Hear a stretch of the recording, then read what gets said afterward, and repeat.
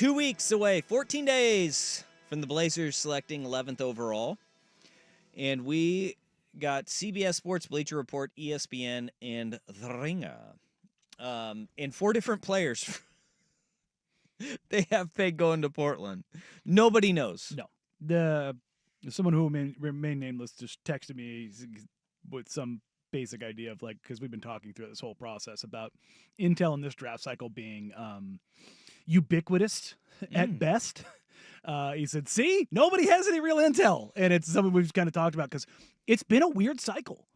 Like, you hear rumblings and you hear murmurings from different teams and agents and things of that nature, and then folks in the media, and it's like everyone's waiting for the nuke to drop with Giannis. Yep. And if that's not going to happen before the draft, like, what do teams still kind of prepare to have contingency plans? They will. And then it's the KD stuff, and then there's a bunch of other players that are kind of in that realm that might move, and so everybody's kind of bracing themselves for that. But on the intel side of the draft, everybody's kind of like, who knows? The people that write these mocks, I have talked to all of them in the last 2 weeks, and they're asking me what I'm hearing and, what do you think this would fit? And every single time that I've talked to them, it's been some version of like, I've heard this, but I don't know. And it's a lot of guesswork. It's a lot of, stylistically, this is what team X has done in the past. This is what team Y has done in the past. Here's where the roster's at. And a lot of it's usually year to year, you usually have a pretty decent understanding of where things sit. Right now, not at all. Well, CBS Sports has, don't call him Kobe, Carter Bryant going 11th overall to the Portland Trail Blazers, and this is going to be the reoccurring thing. One thing that Joe Cronin has done since he took the reins, this team has gotten longer. Mm-hmm. There's been an identity and a theme that you can just pull the thread and watch it. 6'7", 215-pound freshman out of Arizona. He was coming off the bench for the Wildcats this year. It was a very old team. He's a 3-and-D type guy, though, and a long, rangy wing defender. And a lot of people, if you're looking at the upside on Carter Bryant, you look at his age, the role they asked him to fill, he did it incredibly well, particularly in the second half of the season. And he really started to shoot the ball. And the game against Oregon, you saw him make some unreal defensive plays. And you went, oh. There's something here. And so you're looking at a guy, and again, I'm not using this name to say he's going to be this guy, but the upside swing on him is like, you see him kind of like a Kawhi in the sense of he's very strong, very rangy, very athletic, incredibly fluid athlete who has 3-and-D floor. No, I'm not saying he's going to all of a sudden turn into one of the best players the league has ever seen. Well, Bleacher Report has his comp to Marcus Morris. Which I don't see that because Mook is a lot bigger. Even coming out of college, he was a bigger, tougher, stronger guy. He's more of to me, he's a much more laterally agile player than Mook was coming out. Wasn't he a 3-year guy? Yeah. At Kansas? Yeah. So maybe we can revisit. I mean, 6'7", 215 is a good frame for a 19-year-old. That's a damn good frame. Like, he's the kind of, if you've ever seen him in person, he's the kind of guy I would imagine when he's all said and done plays around 230, 235, which is, Tumani is basically the same. Came in the league, even older, came in the league about 220-ish, 225. He's almost up to 240. And you look at the rookie year versus sophomore year at 2, he looks completely different. But Bryant is the kind of guy, if you're taking a swing, you've got a good floor to work with. But if he does develop the handle, could be pretty damn interesting. Bleacher Report has Asa Newell, the Georgia product, coming to Portland, 6'9", 224. Again, a young buck, but they comp him to John Collins. It's interesting. The thing about him is, if you believe in the jumper, his tweener build, because he's kind of a big 4 size with some 5 skill, but he's a great rebounder, great cutter. He's an off-ball guy, play finisher. But he shot subpar. Watching him shoot, it looks like he might be able to shoot. Now, I don't think he's going to be a high-end shooter, but if I think he could be a 36% three-point shooter, just slightly below league average. And if that's there, then all of a sudden it changes a little bit. But I had Asa at Hoop Summit last year and got to see him again here this year when he came through the workout. The thing that stood out for me when I saw him was, oh, my God, you're a lot bigger. I asked him after the media availability. I'm like, hey man, how much weight have you put on? It's like, oh, almost 20 pounds. I'm like, you could tell. Like 1 year at Georgia, he blew up. And talking to other front offices and evaluators after the combine, they think that he's gonna like get up to like that 245-ish and still be able to move and be a guy who can be a physical kind of impact guy. But the swing for him is shooting. 11 is probably a little rich for me. I would say probably the highest I would expect him to go is probably 14, 15, somewhere in that range. 11's probably a little too rich. I'm not 100% sold on the upside. Another guy who we've talked about on this show, ESPN has Yegor Demin from BYU, a 6'8" combo guard. Yeah, 6'8" barefoot. Like he's a guy who plays at damn near 6'10". He's a big kid. Had some real highs at BYU, had some real lows. The thing I was talking to Eric Gunderson and I were talking about him a couple weeks ago, and he highlighted the thing I like about Yegor is that he was a riser in the NCAA tournament.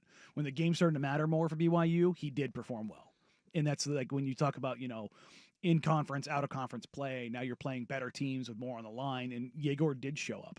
The thing that came out for him during the combine. Number one, the interviews were great for him. He's a guy I would. J. Kyle, Man of the Ringer, had Yegor on for a half hour on his podcast, the draft preview. If you're interested in Yegor at all, go listen to that. Yegor is a very bright guy.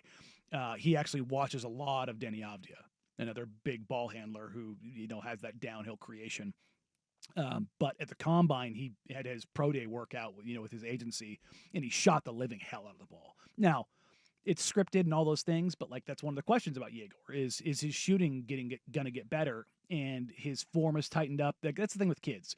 There's a lot of stuff outside the frame that happens like you can just get away with in high school and even in college, but you start to tighten those mechanics up, and like he's already begun that process. And if you believe that he can be a shooter, 6'9" guy who can put the ball down on the floor, get to the rim, and knock down shots. Now the defense is another question. But if you're a 6'9" ball handler in the NBA, you are a pricey commodity. And then the Ringer has Danny Wolf. Yeah, J. Kyle, man. 6'10", 251, a big out of Michigan. Yeah, Kyle and I were talking about Danny Wolf about a week ago, and we're going kind of back and forth about him. And Kyle really likes him, and when you talk about feel and creativity and passing and those kind of things, like that's where he stands out. He's a very different player. He's a damn near 7-footer who Michigan ran their offense for. They were running 4 or 5 pick and rolls with him as the ball handler at the 3-point line. The problem, I think, with Wolf is that he's not a rim protector or a great rebounder. And typically when you're at that size, you're going to be asked to kind of do those things.